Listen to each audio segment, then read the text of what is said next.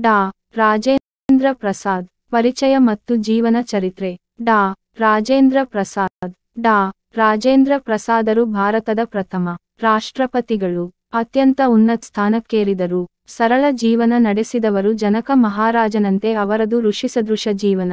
ಅವರು ಕೋಪವನ್ನು ಹತ್ತಿಕ್ಕಬಲ್ಲವರಾಗಿದ್ದರು. ಬಾಳಿನಲ್ಲಿ ಶಿಸ್ತು, ಸಂಯಮ, ಸಮಯ ಪಾಲನೆ ಇವುಗಳಿಗೆ ಭಾರಿ ಮಹತ್ವ ನೀಡುತ್ತಿದ್ದರು. ತಾವು ಜನರ ಸೇವಕ ಎಂದು ಹೇಳಿಕೊಳ್ಳುತ್ತಿದ್ದರು. ಒಂದು ದಿನ ಕಚೇರಿಯ ಕೆಲಸ ಮುಗಿಸಿ ರಾಜೇಂದ್ರ ಪ್ರಸಾದರು ಮನೆಗೆ ಬಂದಾಗ ಅವರ ಒಂದು ಪುಸ್ತಕದ ಹಲವು ಪುಟಗಳು ಅಲ್ಲಲ್ಲಿ ಚೆಲ್ಲಾಪಿಲ್ಲಿಯಾಗಿ ಹರಿದು ಬಿದ್ದಿರುವುದನ್ನು ನೋಡಿದರು. ಇದೆಲ್ಲ ಮಕ್ಕಳ ಕೆಲಸ ಎಂಬುದು ಅವರಿಗೆ ಹೊಳೆಯಲು ಹೆಚ್ಚು ವೇಳೆ ಬೇಕಾಗಲಿಲ್ಲ. ಮಕ್ಕಳಿಗೆ ತಮ್ಮ ತಪ್ಪಿನ ಅರಿವಾಗಬೇಕು ಎಂದೆನಿಸಿತು.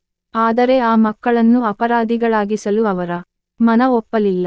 ಒಂದು ಉಪಾಯ ಹೂಡಿದರು. ಪ್ರಸಾದರು ಮುಖ ಕೈಕಾಲು ತೊಳೆದು ಬಂದರು. ನಿಧಾನವಾಗಿ ಕೋಣೆಯಲ್ಲಿ ಹರಿದು ಬಿದ್ದಿದ್ದ ಪುಸ್ತಕದ ಪುಟಗಳನ್ನು ಒಂದೊಂದಾಗಿ ಎತ್ತಿ ಮೇಜಿನ ಮೇಲಿಟ್ಟರು.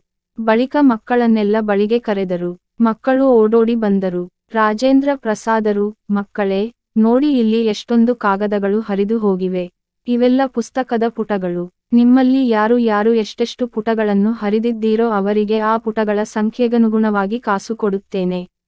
ಆಗಬಹುದೇ ಎಂದರು. ಮಕ್ಕಳು ಒಬ್ಬರ ಮುಖ ಒಬ್ಬರು ನೋಡಿಕೊಂಡರು.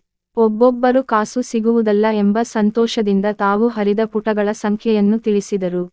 ಪ್ರಸಾದರು ಹಾಕಿ ಅವರಿಗೆಲ್ಲ ಅಷ್ಟಷ್ಟು ಕಾಸು ಕೊಟ್ಟರು. ಹುಡುಗರಿಗೆ ಖುಷಿಯೋ ಖುಷಿ. ಆಗ ಪ್ರಸಾದರು ನೆರವ, ನೋಡಿ ಮಕ್ಕಳೇ, ಪುಸ್ತಕಗಳು ಜ್ಞಾನ ಭಂಡಾರ. ನಮ್ಮ ತಿಳಿವಳಿಕೆಯನ್ನು ಹೆಚ್ಚಿಸುವ ಆಕರಗಳು. ಪುಸ್ತಕದ ಪುಟಗಳನ್ನು ಹರಿದು ಹಾಕುವುದು ಒಳ್ಳೆಯ ಅಭ್ಯಾಸವಲ್ಲ. ತಿಳಿಯಿತೆ ಎಂದು ಮಕ್ಕಳಿಗೆ ತಿಳಿಯುವಂತೆ ಹೇಳಿದರು. ಬ್ಯಾಕ್ಕೋಟ್ ಮಕ್ಕಳಿಗೆ ತಮ್ಮ ತಪ್ಪಿನ ಅರಿವಾಯಿತು.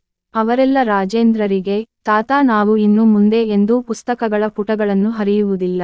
ಜೋಪಾನ ಮಾಡುತ್ತೇವೆ ಎಂದು ಪ್ರಮಾಣ ಮಾಡಿ ಹೇಳಿದರು. ಪ್ರಸಾದರಿಗೆ ಸಮಾಧಾನವಾಯಿತು. ಮಕ್ಕಳಲ್ಲಿ ಅಪರಾಧಿ ಮನೋಭಾವ ಮೂಡಲಿಲ್ಲ. ದೊಡ್ಡ ವ್ಯಕ್ತಿಗಳೇ ಹಾಗೆ. ಕೋಪ, ಅಸಹನೆ, ತಾಳ್ಮೆಗೆಡುವುದು ಇವೆಲ್ಲ ಅವರಿಂದ ದೂರ